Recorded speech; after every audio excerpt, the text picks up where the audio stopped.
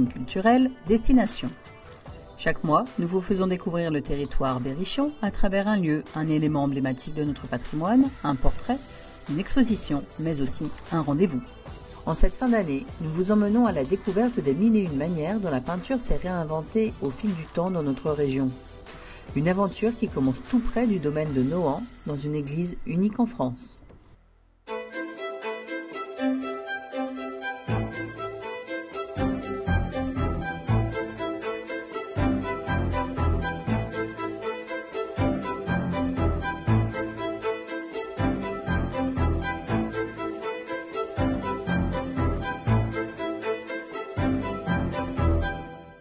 Alors, nous nous trouvons ici donc dans l'église Saint-Martin de Vic.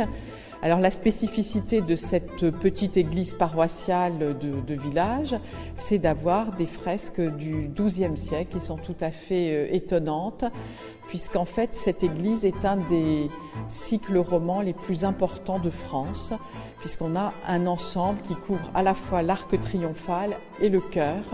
Donc, tout cet ensemble, en fait, est peint à fresque, ce qui est assez rare, puisqu'en général, on a plutôt de la peinture. Donc la fresque, c'est vraiment, les pigments de couleur ont été apposés vraiment sur l'enduit frais, d'où le terme italien de fresco. Et on a utilisé des pigments qui étaient assez courants dans la région. Donc à la fois, c'est une église paroissiale, donc c'était pas quelque chose, on n'a pas dépensé énormément d'argent en allant chercher des produits ou des pigments très, très coûteux. Mais de par le tracé, le mouvement qu'a donné l'artiste, eh bien, ça en fait quelque chose de tout à fait étonnant et exceptionnel.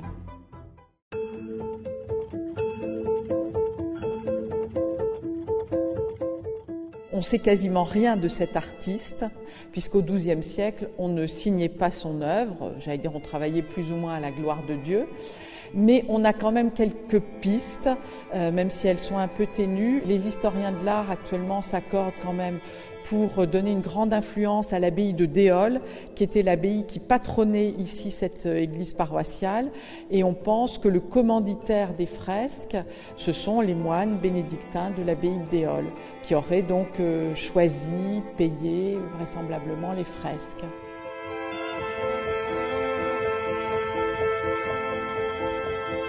Ici, on parle en fait du maître de Vic, puisqu'il est assez unique.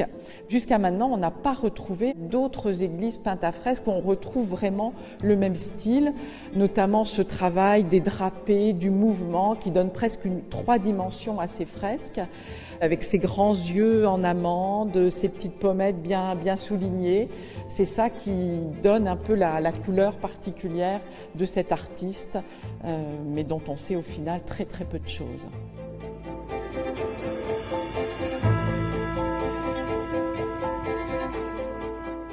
Ces fresques, en fait, ont été pendant longtemps masquées, badigeonnées, et il a fallu attendre 1849, au moment où l'église a été réouverte, parce qu'elle avait été abandonnée pendant la Révolution, même transformée en grange. Et puis en 1849, on nomme l'abbé Périgot, Jean-Baptiste Périgot, qui est le nouveau curé, tout jeune, et lui, évidemment, a à cœur de nettoyer, de remettre en ordre son église.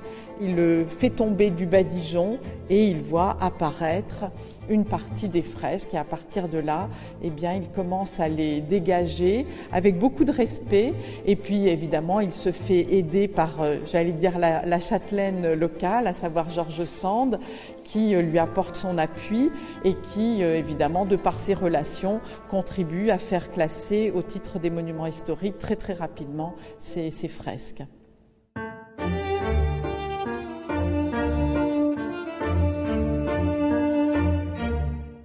Une des fresques quand même assez emblématiques de l'église, qui est souvent reproduite dans les ouvrages d'histoire de l'art, c'est l'arrestation du Christ avec le baiser de Judas.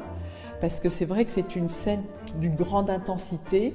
On voit toutes ces petites vaguelettes là qui symbolisent en fait la terre du mont des Oliviers, qui contribue à la tension de la scène. On a Judas donc à gauche avec toute la foule très vindicative, et on voit bien que tout concourt à attirer notre regard sur les deux visages et sur le baiser lui-même qui va évidemment sceller l'arrestation du Christ.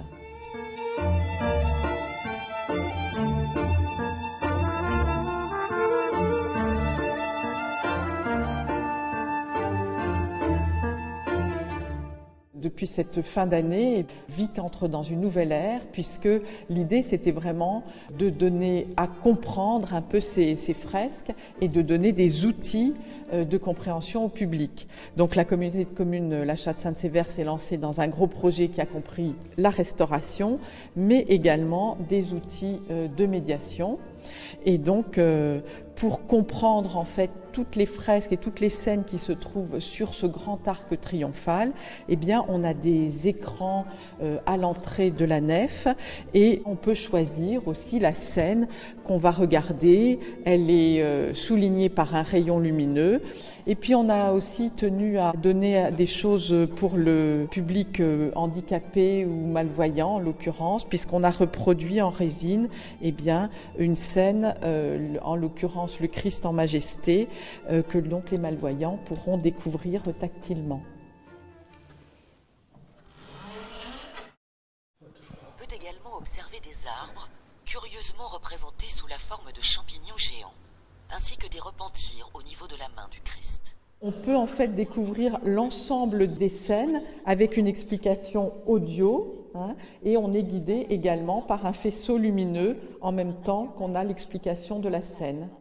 Vous contemplez ici la scène, le dernier repas que Jésus partage avec ses apôtres la veille de sa mort pour célébrer la Pâque juive.